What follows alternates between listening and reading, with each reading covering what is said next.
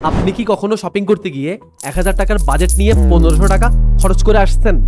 Come on man, মন খারাপ করার কিচ্ছু নাই। এতটুকু জেনে সন্তুষ্ট হন যে এইটা শুধু আপনার সাথেই হয় না, এটা আমাদের সবার সাথেই হয়। কারণ খুঁজতে গিয়ে হার্ভার্ড প্রফেসর জিরাল্ড জেল্টম্যান তার বিখ্যাত বই হাউ কাস্টমার থিংসে বলেছেন 95% of purchasing decisions are based in the subconscious mind.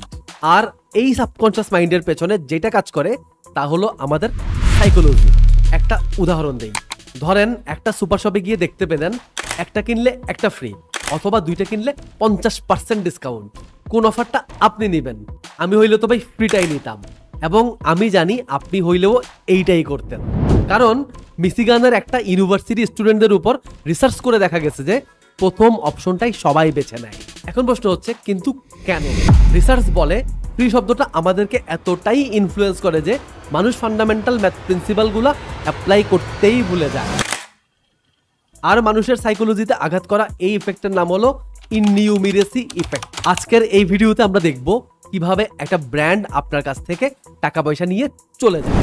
ধরেন গফের চাপাচাপিতে আপনি একটা রোমান্টিক সিনেমা দেখতে গেলেন। সিনেমা তো দেখবে আপনার গফ, আপনি বসে করবেনটা কি? Sorry, jokes of A part, গল্পে ফিরি। এখন সিনেমায় ঢোকার আগে গফ বলল পপকর্ন কিনো। আপনারা তো এইদিকে একটু ক্ষুধা টুধা লাগছে, পপকর্নের স্টোরে এসে দেখলেন ছোট্ট যে প্যাকেট সেটার দাম 50 টাকা, আর বড় যেটা সেটার দাম 120 টাকা।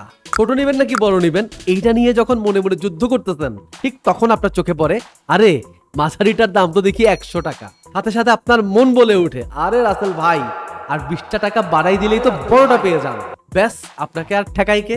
এই যে এতক্ষণ একটা প্রাইসিং মেথড নিয়ে কথা বলতেছিলাম, এইটাকে বলে ডিকয় ইফেক্ট। সিম্পল ভাষায় যদি বলতে যাই, এই ইফেক্টে 120 টাকা হচ্ছে টার্গেট, 50 টাকা হচ্ছে কম্পিটিটর, আর 100 টাকা যেটা দিয়ে এই মেথডকে ট্রিগার করা হয়েছে সেটাকে বলে ডিকয় ইফেক্ট। কেউ কেউ আবার এটাকে অ্যাট্রাকশন ইফেক্টও বলে থাকে। তা এই ডিকয় ইফেক্টের ট্রিগার হিসেবে কাজ করে কি? আর কিছুই না, ছাগলের 3 নাম্বার ছানার মতো ছোট্ট একটা নাম্বার।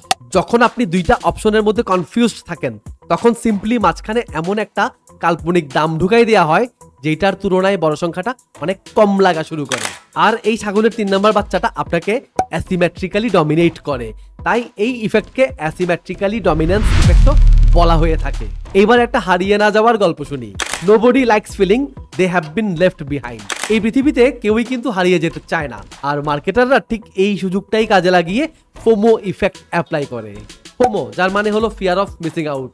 একটা উদাহরণ দেই, ধরেন একটা শার্ট কেনার জন্য একটা অনলাইন শপে ঢু মারলেন।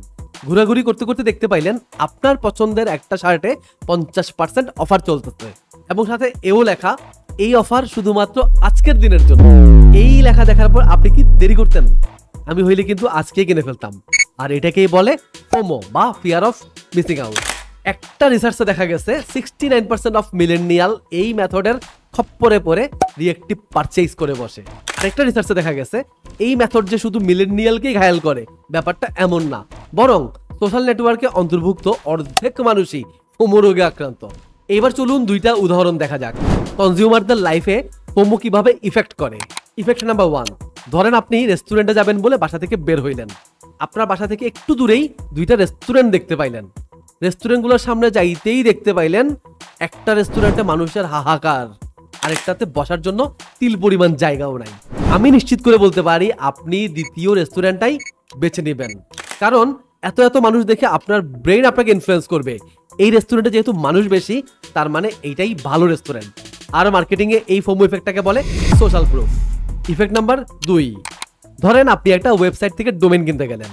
সেখানে লেখা যদি হোস্টিংটা এখান থেকেই কিনেন তবে ডোমেনে পাচ্ছেন 30% ডিসকাউন্ট। ব্যাস, আর কি? আবারও 30% কস্ট সেভিং হইতে পারে। এই ফোমোতে পড়ে গেলেন। আর মার্কেটিংয়ে এই ইফেক্টটাকে বলে advertise a bundle of product or service. Right টেম্পারেচারের রাইট প্রোডাক্টের রাইট প্রাইসিংকে মার্কেটিংয়ের ভাষায় বলে দ্য গোল্ডিলক্স ইফেক্ট। এখানে কনসেপ্ট হচ্ছে একজন কাস্টমার না পছন্দ করে কম দাম, না পছন্দ করে বেশি দাম। কম মানেই কোয়ালিটির হেরফের, আর বেশি মানে মনে করে ওভার প্রাইস। তাই কাস্টমারকে জাস্ট তার রাইট অ্যামাউন্ট, মানে বেশি গরমও না বেশি ঠান্ডাও না, এই ফিলিংস দেওয়ার জন্য দ্য গোল্ডিলক্স ইফেক্টটা ব্যবহার করা হয়। কিছুদিন আগে ছোট বোনকে নিয়ে একটা সুপার শপে গেছিলাম। ছোট বোন কসমেটিক্সের মতো কিছু একটা আমার হাতে ধরিয়ে দিয়ে বলে, ভাইয়া 700 টাকা পে করে দিও তো। আমি কাউন্টারে বিল পে করতে গিয়ে দেখি আমার কাছ থেকে 800 টাকা পেমেন্ট নিচ্ছে।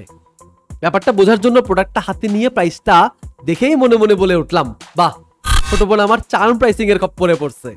মনে হয় একটু একটু বোঝা শুরু করে দিয়েছেন। তা what is charm pricing? Charm pricing মানে হলো একটা পূর্ণ সংখ্যা থেকে 1 টাকা কমিয়ে দিয়ে সবার শেষে একটা 9 বসিয়ে দেয়া, যেমন 799।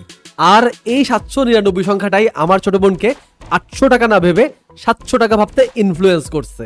তো আমরা অলরেডি প্রমাণ পেয়ে গেছি যে চার্ম প্রাইসিং ইফেক্ট কিন্তু কাজ করে। এর পেছনে কিন্তু একটা সায়েন্সও রয়েছে। সায়েন্সটা হচ্ছে মানুষ প্রকৃতিগতভাবেই লেফট ডিজিট বায়াস হয়ে থাকে। লেফট ডিজিট বায়াস মানে হলো 800 টাকা প্রাইসকে 1 টাকা কমিয়ে দিয়ে লেফট মোস্ট পাশের ডিজিটকে 700 টাকা দেখিয়ে কাস্টমারের বাইং টেন্ডেন্সিকে এনকোডিং করা। এবং একটা রিসার্চে এটাও দেখা গেছে 9 সংখ্যা দিয়ে শেষ হওয়া প্রাইস রাউন্ড প্রাইসিং থেকে 43% বেশি সেল এনে দেয়। আমরা আগেও বলছি আমাদের ব্রেন কখনো কখনো ম্যাথমেটিক্স ভুলে যায়।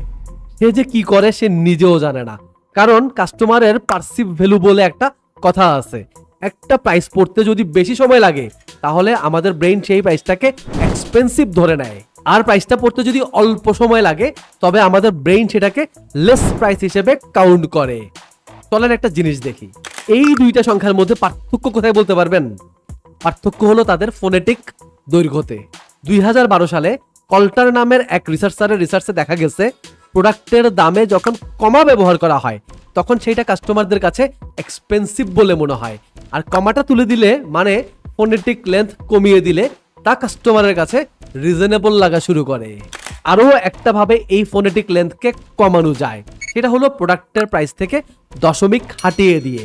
আপনি যদি প্রোডাক্টের প্রাইস 19.00 টাকা রাখেন তবে এটা কাস্টমারের পড়তে বেশি সময় লাগে। আবার আপনি যদি দশমিক সরিয়ে দিয়ে প্রোডাক্টের প্রাইস শুধু 19 টাকা রাখেন তবে প্রাইসটা পড়ার সময় ফোনেটিক লেন্থ কমে যায় এবং প্রোডাক্টটা মোর রিজনেবল মনে হওয়া শুরু করে। আর মার্কেটিংয়ে এই প্রাইসিং ইফেক্টটাকে বলে প্রাইস অ্যাপিয়ারেন্স ইফেক্ট। আর এভাবেই কিন্তু ব্র্যান্ডগুলা আপনাকে সাইকোলজিক্যালি অ্যাটাক করে আপনার পকেট থেকে টাকা নিয়ে চলে যায়। পরের বার শপিংয়ে গেলে সাবধান।